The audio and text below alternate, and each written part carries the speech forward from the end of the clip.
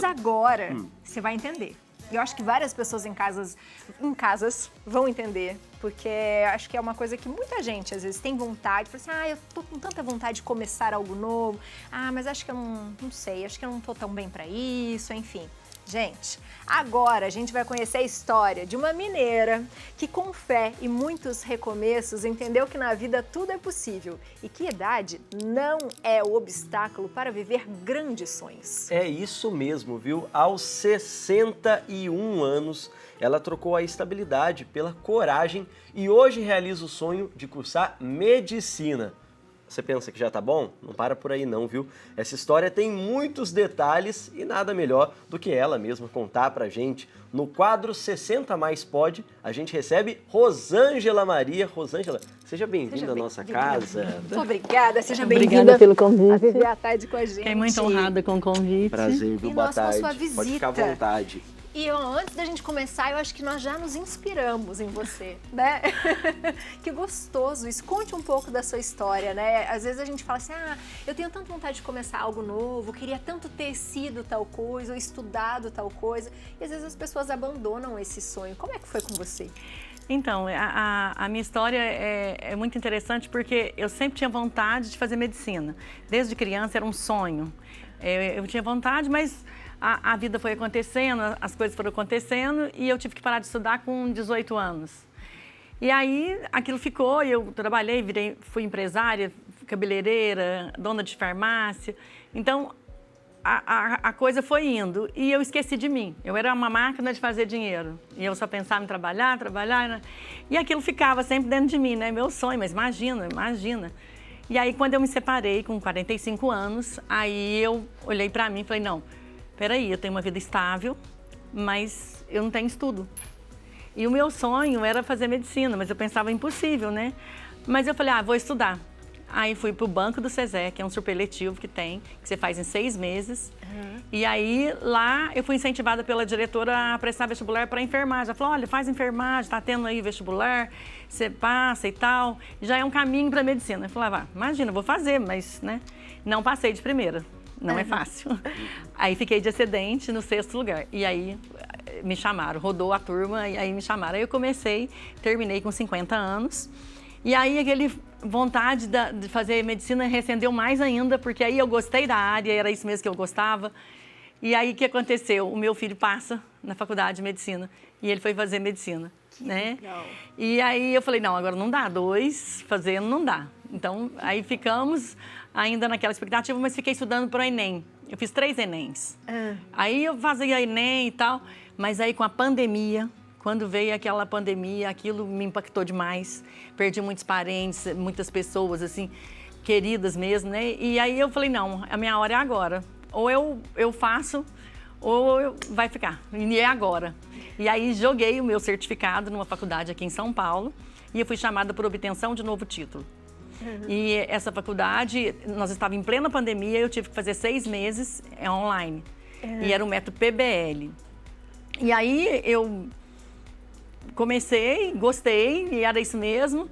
E aí começou a minha paixão com a medicina. Que incrível! Como foi entrar na sala de aula, principalmente numa sala de aula de medicina, que a gente sabe que é um dos cursos mais concorridos do país e que tem muitos jovens que geralmente já tem aquela coisa, o pai é médico, a mãe é médico, enfim, né? A gente sabe que tem isso. Como é que foi para você? Não é fácil. Eu fui com muita alegria, com muita vontade, eu estava apaixonada, realizando um sonho meu. O dia que eles ligaram que eu tinha sido aprovada, nossa, minha filha falou, não, mãe, vai, não, é isso mesmo. Mas quando eu fui a primeira vez para a sala de aula e aquela semana, para mim era tudo muito novo. Eu não sabia nem mexer muito no computador. Hoje eu faço provas no computador, na minha faculdade é tudo digital, não tem nada papel mais. Então aquilo, eu fui tentando me adaptar e adequando, e assim, encantava com as aulas.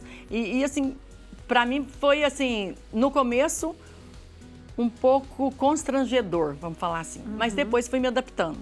Você acha que teve uma coisa de etarismo, assim, das pessoas olharem para você com outro olhar? Sim. Quem falar que não tem, não é verdade. Porque começar a medicina com 56 anos não é fácil. Não é fácil e é desafiador. E aí, quando eu fui para a primeira, igual você falou, primeira vez que eu fui para a sala de aula, eu transferi para Franca, porque eu achava que era mais fácil e tal, perto da minha cidade, de onde eu era.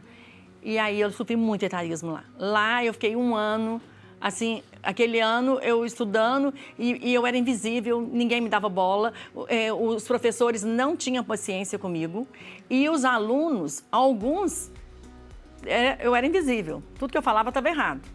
E alguns eram bonzinhos ainda comigo. E aí eu estudava, eu levantava 4 horas da manhã para estudar, porque tinha tutoria, aquela coisa.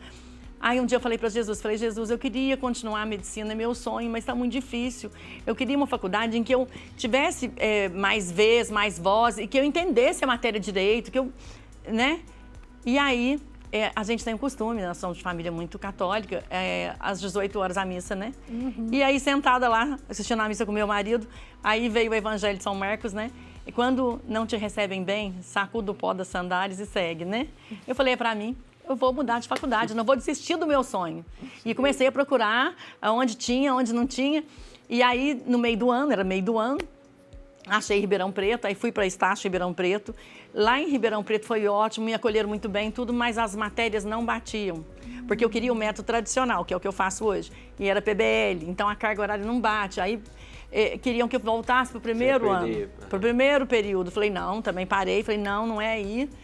Parei, comecei a estudar para transferência para outra faculdade. E o meu filho já fazia essa faculdade que eu faço, lá em Bauru, né? E aí eu falei, não, vou prestar. E eu fui tentando até conseguir. E no começo, assim, eu achava que era impossível, mas tentando, a gente tendo fé, dá certo. E hoje estou super feliz, porque onde eu estou é muito acolhedor. Tem etarismo também, alguns professores também são idiotas. Eles não estão acostumados, eles não estão preparados para dar aula para maturidade, né? Sim. A verdade é essa. Eles estão acostumados a dar aula para os meninos. E aí, quando dá de encontro com a gente, eles ficam um pouco inseguros. E aí faz as gracinhas, faz as brincadeirinhas que, né, constrange a gente. Desafio, mas né? Antes eu não sabia lidar com o etarismo. Quando eu sofri isso na Faculdade de Franca, eu ficava triste e tal, e quase desanimei. E eu falo para quem sofre etarismo, gente, não desanime, não, sacode o pó da sandália e vai, segue em frente, não desista do seu sonho por conta disso. E hoje eu sei lidar melhor. Hoje eu sei que tem o Estatuto de Idoso, eu sei que tem uma Secretaria dos Direitos Humanos em São Paulo, com a psicóloga Rosimeire Oliveira, que ela é excelente. Ela me ajudou muito a saber lidar com isso e me posicionar, sabe? Hoje eu me posiciono. Então eu falo, gente, não desistam dos seus sonhos. Isso mesmo, saber os seus direitos e saber que aquele lugar te pertence também, né, Rosângela? E ao mesmo tempo a gente conversou sobre essa questão do etarismo, né, das barreiras. Mas nesse tempo, nessa caminhada, você já pôde perceber pessoas se inspirando na sua história? Você já recebeu falas que te marcaram nesse sentido, de pessoas que falaram, poxa, você me incentivou? Sim, inclusive quando o meu Instagram viralizou, com 750 mil pessoas, uma pessoa de Goiânia me chamou e me inspirou e queria fazer, e eu orientei, e ela fez e deu certo, já está cursando. E várias pessoas me chamam da questão do etarismo. Falam, eu estou numa faculdade que eu não estou gostando, eu sinto isso. Eu falo, não desista, troca de faculdade.